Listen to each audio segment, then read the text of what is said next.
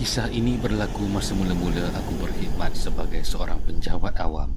Aku ditempatkan di satu daerah pedalaman. Mulanya susah untuk aku cari rumah sewa di kawasan ni. Tapi akhirnya aku dapat sebuah rumah lama untuk disewa di hujung kampung. Apa yang menarik, rumah ini dekat dengan sebuah tasik. Kenalah dengan minat aku yang suka memancing. Setelah seminggu bekerja, aku bercadang nak memancing di tasik tersebut di hujung minggu. Aku siapkan kelengkapan seawal mungkin, tapi aku tertidur waktu tengah hari, mungkin sebab letih agaknya. Bila aku terjaga, jam dah menunjukkan pukul 6 petang. Aku teruskan juga ke tasik walaupun dah lambat. Lagipun tasik tu tak jauh pun dari rumah aku. Sampai di tasik, aku tengok orang dah mula balik. Tak apalah, aku pun nak memancing kejap aja. Tasik ni agak sunyi dan redup. Patutlah nama dia Tasik Kelam. Airnya biru, tepi hutan, dan suasananya sangat segar dan nyaman. Aku pun terus naik sampan yang ada di situ. Aku dayung sampan tu sampai ke tengah tasik. Sampai tempat yang aku rasa ada ikan, aku pun mulalah memancing. Masa aku tengah mancing, aku nampak ada seorang lelaki di seberang tasik, keluar dari celah-celah hutan. Umur lebih kurang dalam 60-an. Aku senyum dan lambai pada dia. Dia tak balas pun. Dia terus naik sebuah sampan lagi di situ dan mula mendekati aku. Bila dah dekat, aku tengok dia macam kurang mesra. Jadi aku cuba nak jadi friendly dengan dia. "Cuaca hari ni baik makcik?" Ya, sangat baik. Dia tak cakap apa lagi lepas tu. Aku dah mula rasa lain macam. Tapi aku cuba juga untuk terus berborak dengan dia. "Jadinya pakcik nak mancing ke petang ni?" Aku tanya dia. Tak, aku tak suka memancing. "Oh, okey. Tapi best juga petang-petang macam ni, rehat-rehat kat dalam sampan ni kan makcik?" Aku teruskan berborak. Dia diam je dan terus sambung mendayung lagi ke arah sampan aku, sehingga sampan dia terlanggar sampan aku. Sekarang memang aku betul rasa ada benda yang tak kena. Tapi aku taklah takut sangat. Yelah, aku 20-an masa tu. Dia dah tua pun. Keadaan masa tu diam dan sunyi aja. Aku buat fokus memancing.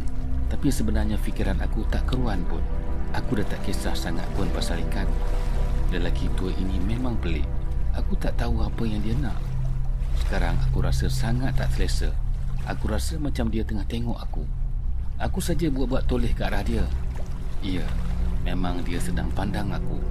Aku cuba jadi berani dan terus tenung dia. Dia toleh ke tempat lain. "Ha, pakcik. Pakcik dari mana sebenarnya?" Dari sana. Dia tunjuk ke arah hutan. "Oh, ada lagi kampung kat sana ya pakcik?" Tak, tak ada kampung kat sana. "Oh, jadi pakcik datang buat apa dekat sini?" Kenapa? Tak boleh ke? Dia jawab dengan nada yang agak tegas dan marah. Aku dah makin tak selesa. Aku rasa dia tak nak borak dengan aku pun. Dia hanya duduk dalam sampan tu sambil perhatikan aku. Kadang-kadang dia senyum. Sekarang aku dah mula rasa takut. Dada aku berdebar-debar. Aku tarik joran aku. Hari dah hampir senja. Aku mula perlahan-lahan kayuh sampan aku ke tebing. Aku berlakon macam tak ada apa-apa. Tapi apa yang menakutkan, dia pun mula dayung ikut aku. "Nampaknya hari dah senja ni pakcik." Suara aku dah mula tergetar-getar. Saya rasa saya nak balik dulu ya pakcik." Aku toleh ke arah dia. Dia masih merenung aku. Tapi kali ini tanpa senyuman. Kau dah datang sini. Kau tak boleh lari macam tu je. Dia cakap sambil merenung tajam. Aku rasa aku tak sepatutnya tunggu lagi. Aku terus naik ke tebing dan berlari ke rumah aku. Bila sampai ke rumah, aku tutup dan kunci semua pintu dan tingkap. Hari dah semakin gelap. Aku tutup semua lampu dan intai keluar dari celah-celah langsir. Setelah beberapa minit, aku rasa yakin yang aku tak diikuri oleh pakcik tu. Baru aku sedar yang sepatutnya aku call polis tadi. Aku buka sikit tingkap rumah aku supaya angin masuk dan dengar apa yang berlaku di luar. Aku tak risau sangat sebab bila aku di tingkat atas. Mungkin sebab letih, aku terlelap ke atas kursi. Sehingga tiba-tiba aku terdengar bunyi orang berjalan kat luar rumah.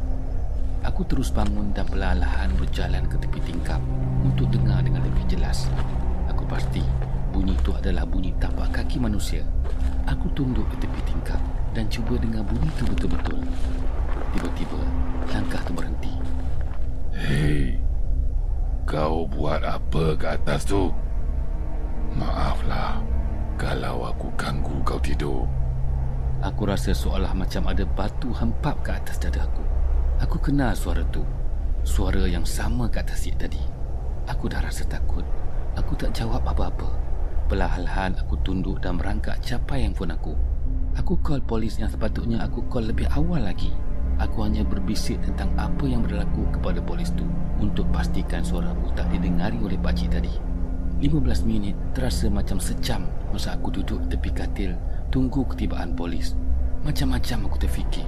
Aku takut dia pecahkan tingkap dan masuk ke dalam rumah atau masuk melalui pintu belakang. Polis akhirnya sampai dan buat siasatan dalam rumah dan sekitar semak samun di tepi rumah aku. Tak ada apa-apa yang diorang jumpa.